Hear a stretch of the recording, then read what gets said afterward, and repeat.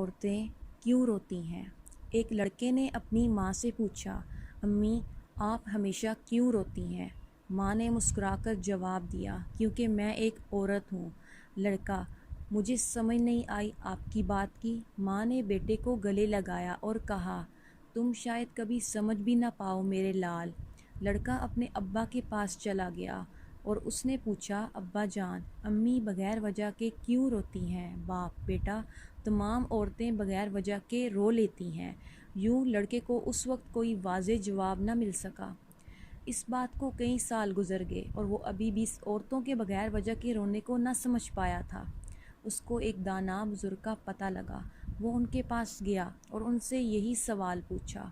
ان بزرگ دانا نے جواب دیا، بیٹا جب اللہ نے عورت کو بنایا تو اس کو مضبوط کندھوں سے نوازا کہ وہ دنیا کے بوجھ برداشت کر سکے، اور اس کو نرم پیار کرنے والے بازوؤں سے نوازا کہ وہ ان سے استراحت دے سکے، اور اس کو پنہاں قوت سے نوازا کہ وہ اپنی کوکھ کا بوجھ برداشت کر سکے اور بچوں کو جنم دے سکے، اور کبھی اپنے آپ کو دھتکارے جانے کے غم کو بھی سہ سکے، اور پھر اس کو وہ خاص قوت بھی عطا کی کہ وہ اپنے خاندان کے غموں اور پریشانیوں کو بھی برداشت کر سکے اور ان کا خیال رکھ سکے، اور نہایت سخت حالات میں بھی بغیر کوئی شکوہ زباں پہ لائے اپنے قدموں پہ مضبوطی سے قائم رہ سکے۔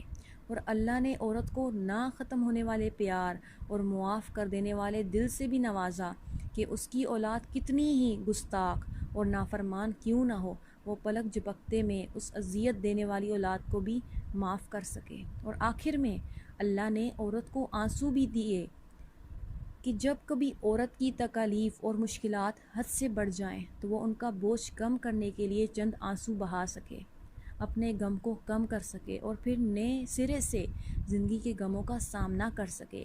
یہی اس کی زندگی کا واحد کمزور نقطہ ہے۔ اس لیے ہمیں عورتوں کے ان آنسوؤں کو عزت دینی چاہیے اور ان کا مذاق نہیں اڑانا چاہیے۔